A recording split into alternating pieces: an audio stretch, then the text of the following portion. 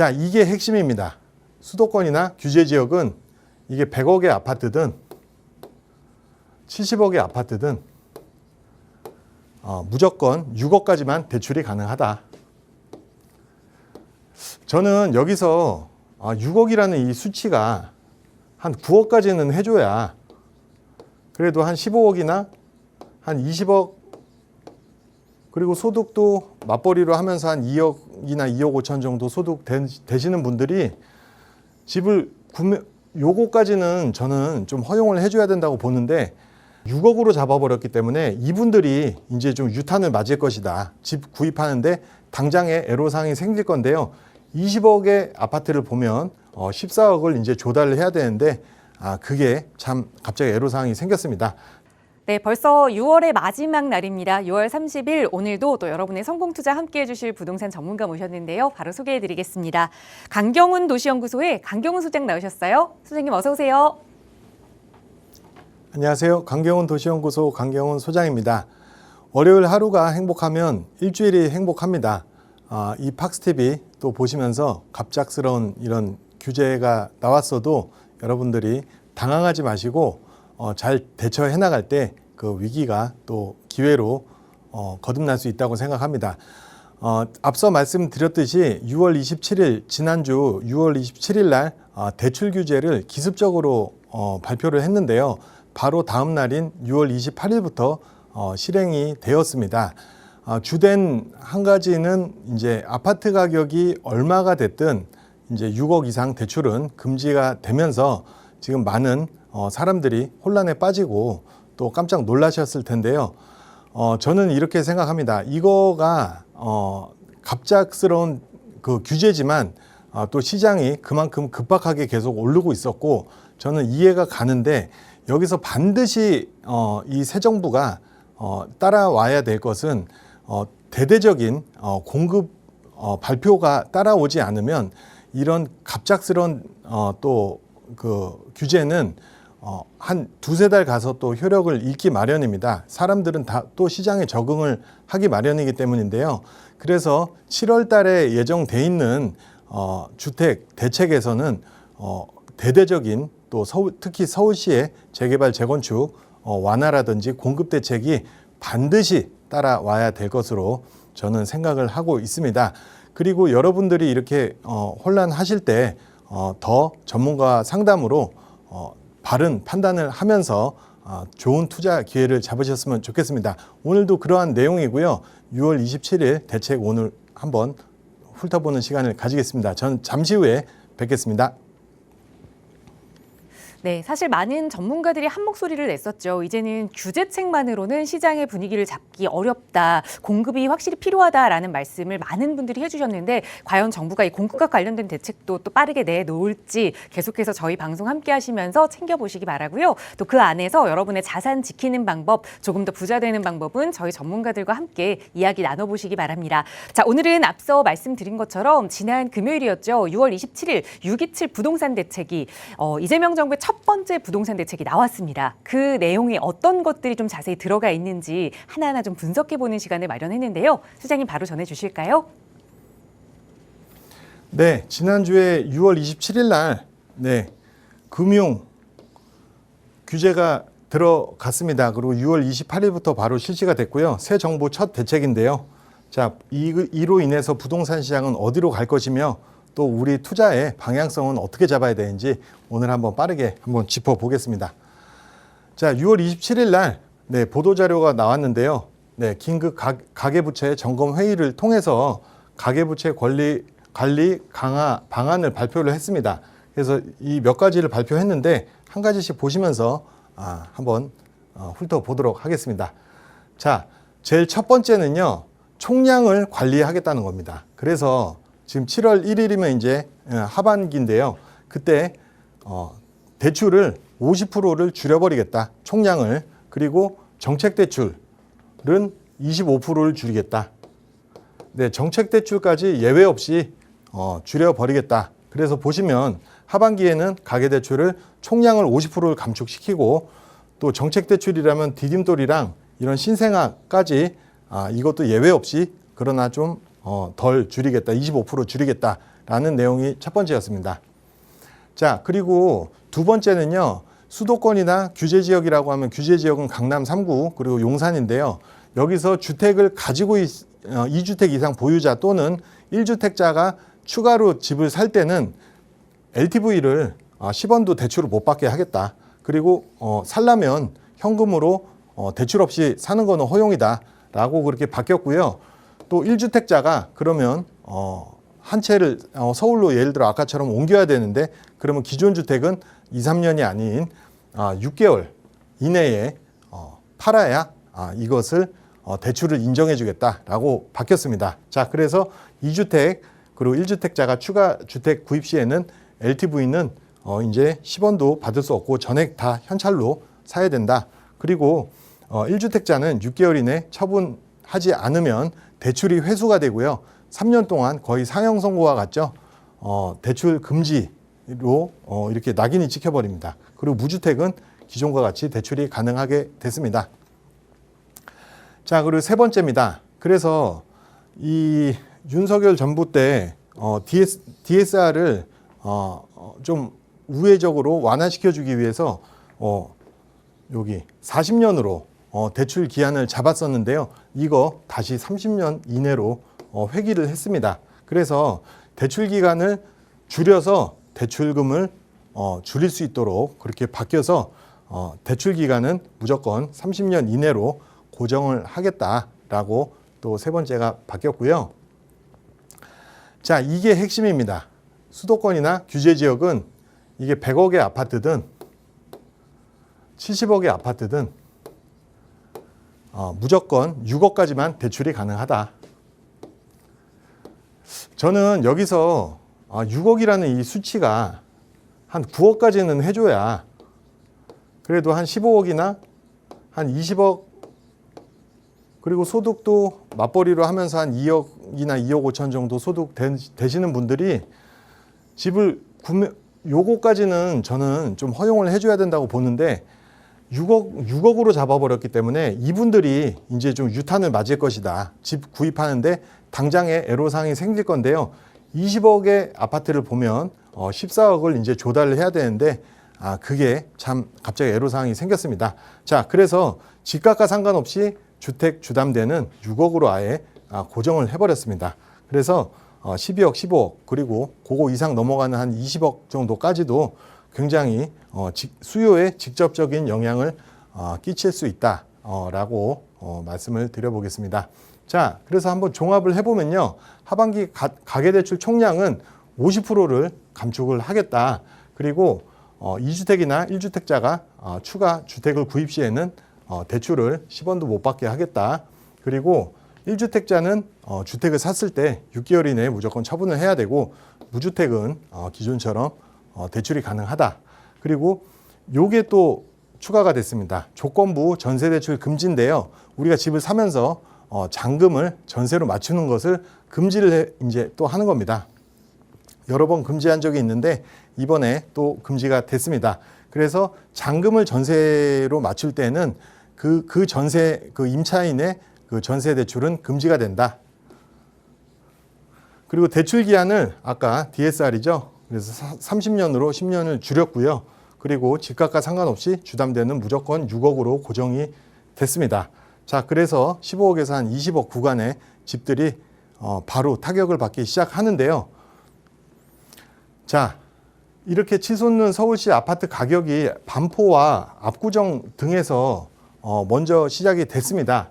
그리고 한강변과 이런 진짜 강남에서 희귀한 신축이 어우러지면서 우리가 상상할 수 없는 가격으로 계속 가격이 형성되기 시작하면서 그리고 또 35층을 폐지해주고 한강변 재건축이 엄청나게 사업성과 그 가치가 높아지면서 사상 유례없는 폭등 현상이 생겼습니다. 근데 거기다가 여기 대출이 허락이 됐기 때문에 뭐 한 30억씩 이렇게 40억씩 대출을 받고 살 수 있는 시대여서 지금 여기에 핀셋으로 주담대를 금지시키는 그런 효과다라고 보실 수 있는데, 자, 이렇게 토지거래 확대를 실시하면서 풍선 효과로 특히 지금 마포와 성동이 완전히 난리가 났습니다. 가격이. 그리고 강동, 동작, 광진 등이 매수세가 집중적으로 증가하면서 지금 제가 아까 말씀드렸던 6억에서 왜 9억으로 하지 않았냐. 6억으로 한 이유는 여기까지 좀 잡겠다. 그리고 6억이 되면서 나머지 이제 중하급지 키 맞추기를 되면서 수요가 이쪽으로 몰릴 예정입니다. 그러면서 여기까지도 결국에는 다 이제 가격이 오를 예정이다라고 보실 수 있겠습니다. 자, 반포, 한강변 신축들이요. LTV 이제 50에서 자, 무조건 6억이 됐습니다. 그래서 여기 우리는 여태까지 보면 다 이게 현찰 주고 사는 것 같지만 그렇지 않습니다. 70억짜리 아파트를 매매하신다고 보면 30억 정도까지 다 대출, 그러니까 50%까지는 받고요. 한도까지 다 대부분을 받습니다. 그러다 보니까 이게 추경 매수도 좀 용이해지고 빚으로 LTV를 이용해서 대출을 이용해서 몇십억씩 대출을 이용해서 자꾸 천정부지로 막 70억, 100억 가다 보니까 지금 이것을 핀셋으로 지금 규제하기 위해서 이렇게 나온 겁니다. 바로 수요 감소가 들어갈 수가 있고요. 직접적으로 영향을 끼칠 예정입니다. 그래서 1주택 이상은 또 아예 10원도 못 빌리게 돼 있기 때문에 지금 아까 말씀드린 6억에서 9억에서 9억까지는 해주면 좋은데 그 부작용을 감소하고라도 지금 정부는 얼마나 급한지 지금 6억으로 내려버렸다라고 볼 수 있는데요. 자, 강남 일부서는 급매물이 쏟아지면서 지금 바로 빠르게 반응을 하고 있는 상태입니다. 자, 이게 얼마나 지금 시급하냐면요. 서울시 아파트 매매 가격 동향입니다. 그래서 매주 상승률인데요. 지금 보시면 토지거래 허가가 여기가 그때 다 취소를 해줬습니다. 서울시에서 해제를 해주고 그 다음에 오른 다음에 다시 이제 서울시가 깜짝 놀라서 여기서 다시 이제 확대 지정을 했습니다.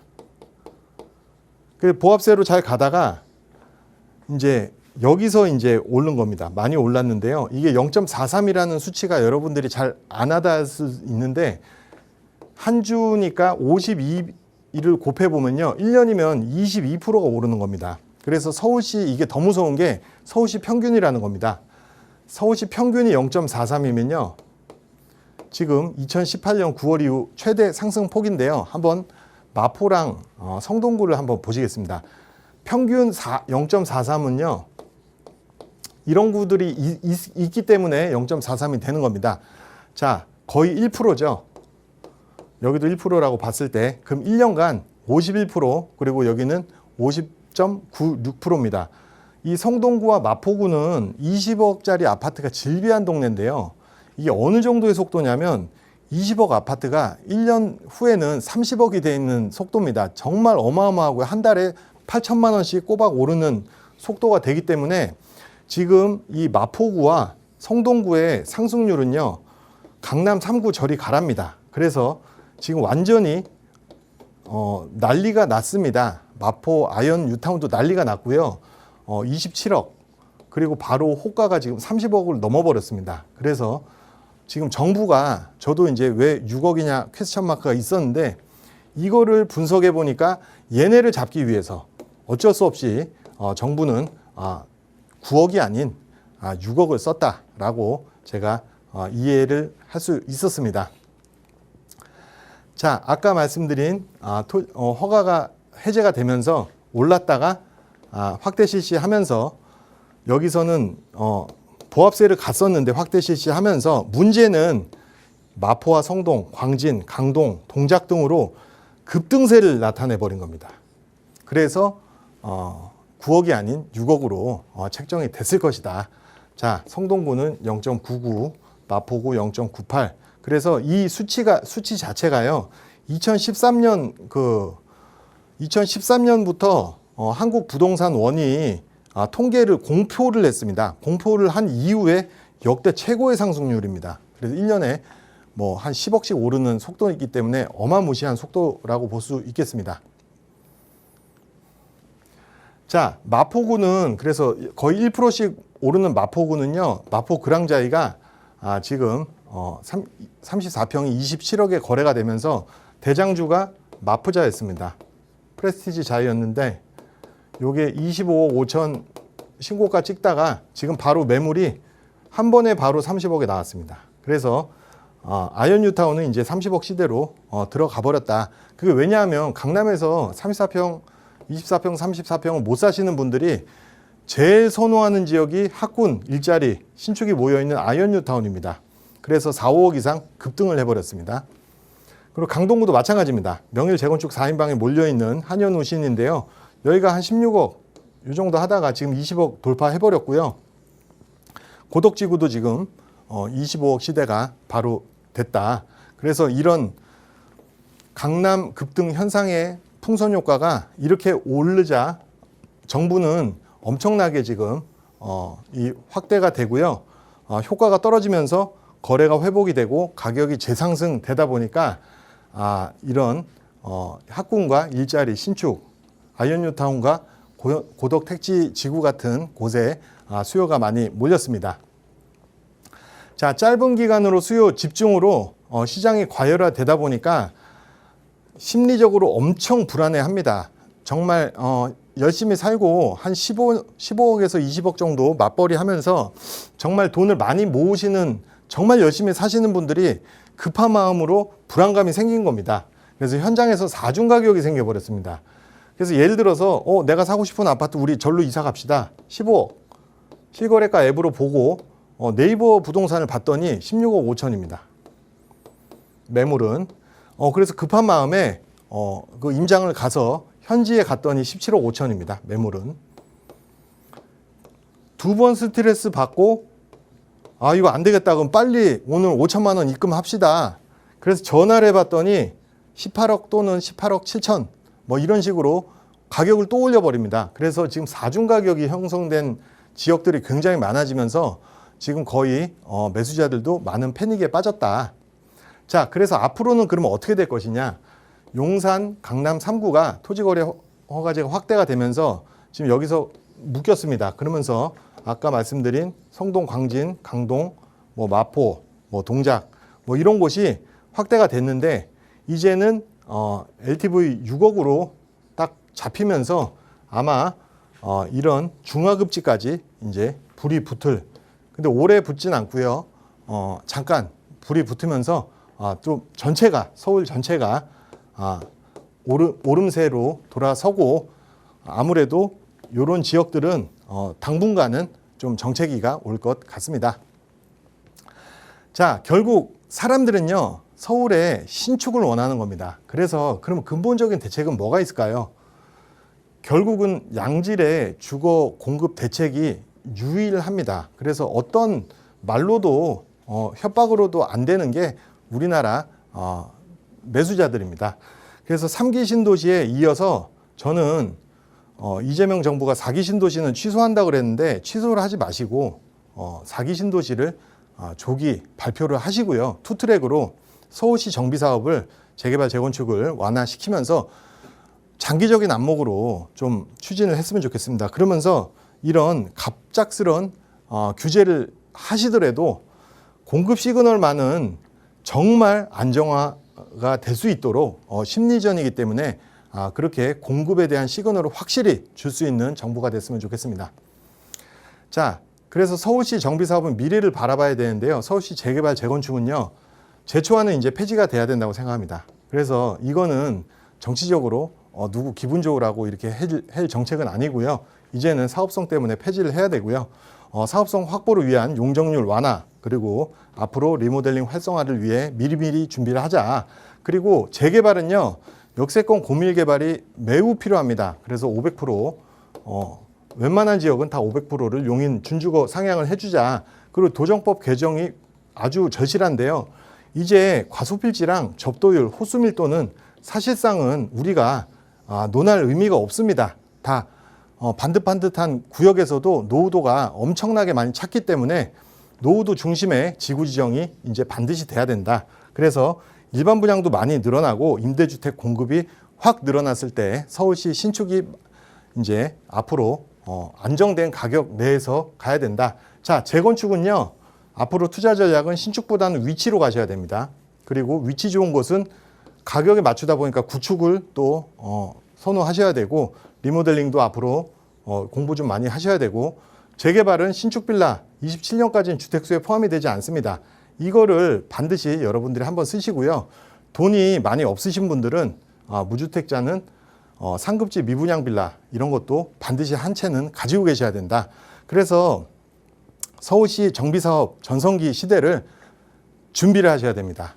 자, 그래서 앞으로 투자 전략은 전문가의 도움은 필수입니다. 저 같은 경우도 한 24년간 뭐 개발업을 했는데요. 정말 서울시 산전수전 다 겪어봤습니다. 그래서 서울시 대격변에 준비를 하셔야 되고 위기는 기회입니다. 자, 소자본으로도 반드시 부자가 될 수 있기 때문에 여러분들이 절망하지 마시고 희망을 가지시고 전문가와 함께할 때 반드시 밝은 미래가 있다고 생각합니다.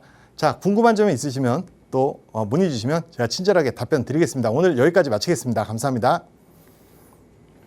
네, 어찌됐든 이 아파트에 대해서 이 실거주가 아니라면 투자가 좀 묶인 상황에 내가 어떻게 투자 계획을 좀 해야 하는지, 어떻게 내 이 작은 금액을 큰 금액으로 좀 불릴 수 있는지 고민되신다면 저희 전문가들과 함께 이야기 나눠보세요.